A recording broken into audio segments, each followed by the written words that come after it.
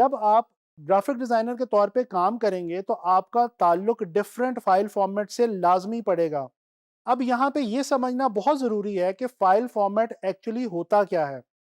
दोस्तों, file format का मतलब है किसी भी डिजिटल फाइल की ऐसी लेआउट या कॉम्पोजिशन जिसकी बेस पे उस फाइल के अंदर किसी भी डाटा को महफूज किया जा सकता है, यानी कि प्रिजर्व किया जा सकता है, उसको प्रोसेस किया जा सकता है, एडिट किया जा सकता है और आइडेंटिफाई किया जा सकता है। आप लोग अक्सर जब अपने लैपटॉप में कोई भी फाइल ओपन करने लगते हैं तो आपको उसके आगे, उसके नाम के आगे डॉट के साथ 3-4 अल्फ़ाबेट्स का एक छोटा-सा आपको एब्रिविएशन मिलती है। वो जो एब्रिविएशन होती है वो बेसिकली दोस्तों उस फाइल का फॉर्मेट हुआ करता है। इसको देखने का आसान तरीका ये है कि किसी भी फाइल के ऊपर राइट क्लिक करें और प्रॉपर्टीज में जाके आप देखें, उसके नाम के आगे डॉट के साथ उसका फाइल फॉर्मेट लिखा आ रहा होगा। अच्छा दोस्तों, अब हमने यहाँ पे जिन फाइल फॉर्मेट्स की बात इस लेसन में करनी है वो फाइल फॉर्मेट्स हैं जिनका ताल्लुक डायरेक्टली ग्राफिक डिजाइन के काम से है। तो चलें चलते हैं और डिफरेंट फाइल फॉर्मेट्स के हवाले से बात करते हैं। दोस्तों, सबसे पहले मैं जिस फाइल फॉर्मेट की आप लोगों से बात करना चाह रहा हूँ आज वो है AI। AI एब्रिविएशन है अडोबी इलस्ट्रेटर की। दोस्तों, AI जो फाइल फॉर्मेट है ये बेसिकली अडोबी इलस्ट्रेटर की अपनी फाइल हुआ करती है। यानी कि जब आप अडोबी इलस्ट्रेटर के अंदर कोई भी ग्राफिक्स क्रिएट करें, इलस्ट्रेशन क्रिएट करें और उसको आप .ai के फाइल फॉर्मेट में सेव करें तो वो इलस्ट्रेटर की अपनी डायरेक्ट फाइल कहलाएगी। यानी कि आप उस फाइल को जब भी डबल क्लिक करेंगे तो वो डायरेक्टली अडोबी इलस्ट्रेटर सॉफ्टवेयर में ओपन हो जाएगी। दोस्तों, ये जो फाइल होती है, ये जैसा कि मैं आपको बता चुका हूं कि इलस्ट्रेटर की फाइल होती है, तो जाहिर बात है कि ये वेक्टर बेस्ड ग्राफिक्स को अपने अंदर महफूज रखने के लिए इस्तेमाल होती है। अच्छा, इसी तरह से एक और इंपॉर्टेंट फाइल फॉर्मेट है जी, PSD। दोस्तों, ये जो PSD फाइल फॉर्मेट है ये जिस तरह से AI इलस्ट्रेटर का फाइल फॉर्मेट है, इसी तरह से PSD फोटोशॉप का फाइल फॉर्मेट है। अडोबी फोटोशॉप की फाइल को जो कहा जाता है उसको एब्रिविएशन में PSD कहा जाता है। अच्छा, ये जो PSD है इस फाइल के अंदर पिक्सल बेस्ड ग्राफिक्स जो हैं वो महफूज किए जाते हैं। इस फाइल के अंदर लेयर्स, चैनल्स, टेक्स्ट, इमेजेस, बहुत सारा कंटेंट जो है वो मौजूद हो सकता है। और डेफिनेटली आप किसी भी PSD फाइल को जब भी डबल क्लिक करेंगे तो वो डायरेक्टली फोटोशॉप के अंदर ही ओपन होगी। अच्छा, इसी तरह से एक और इम्पॉर्टेंट फाइल फॉर्मेट जो कि हम ग्राफिक डिजाइनर के तौर पे काम करते हुए यूज करते हैं वो है JPEG।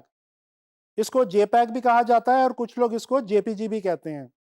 दोस्तों, JPEG एब्रिविएशन है ज्वाइंट फोटोग्राफिक एक्सपर्ट्स ग्रुप की। दोस्तों, ये वो फाइल फॉर्मेट है जिसको वर्ल्ड वाइड वेब के ऊपर सबसे ज्यादा कॉमनली इस्तेमाल किया जाता है। इस फाइल फॉर्मेट का जो बेसिक मकसद है वो है किसी भी इमेज को प्रीव्यू करना। दोस्तों, यहां पे मैं आपको ये भी बताता चलूं कि ये फाइल फॉर्मेट प्रिंटिंग के लिए कोई खास एप्रिशिएट नहीं किया जाता और इसको ज्यादातर किसी भी इमेज को सिर्फ प्रीव्यू करने के लिए इस्तेमाल किया जाता है। उसके रीजन ये है कि इस फाइल फॉर्मेट के अंदर डाटा के लॉस होने का, यानी कि डिटेल्स के मिस होने का खतरा मौजूद रहता है। अच्छा जी, जो नेक्स्ट फाइल फॉर्मेट हम स्टडी करने जा रहे हैं वो है टिफ। टिफ का मतलब है टैग्ड इमेज फाइल फॉर्मेट। दोस्तों, ये जो टिफ फाइल फॉर्मेट है ये आमतौर पे प्रिंटिंग के लिए बहुत ज्यादा इस्तेमाल की जाती है और इसको आइडियल समझा जाता है प्रिंटिंग पर्पस के लिए। ये इस वजह से है क्योंकि इस फाइल फॉर्मेट के अंदर लॉसलेस कंप्रेशन लगती है।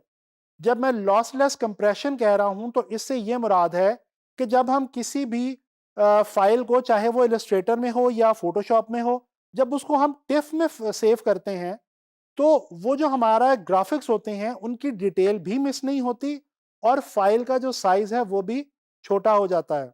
लिहाजा ये जो टिफ फाइल फॉर्मेट है इसको प्रिंटिंग के लिए बहुत ज़्यादा अप्रिशिएट किया जाता है और इसके अलावा ये यूनिवर्सल फाइल फॉर्मेट के तौर पे भी इस्तेमाल किया जाता है।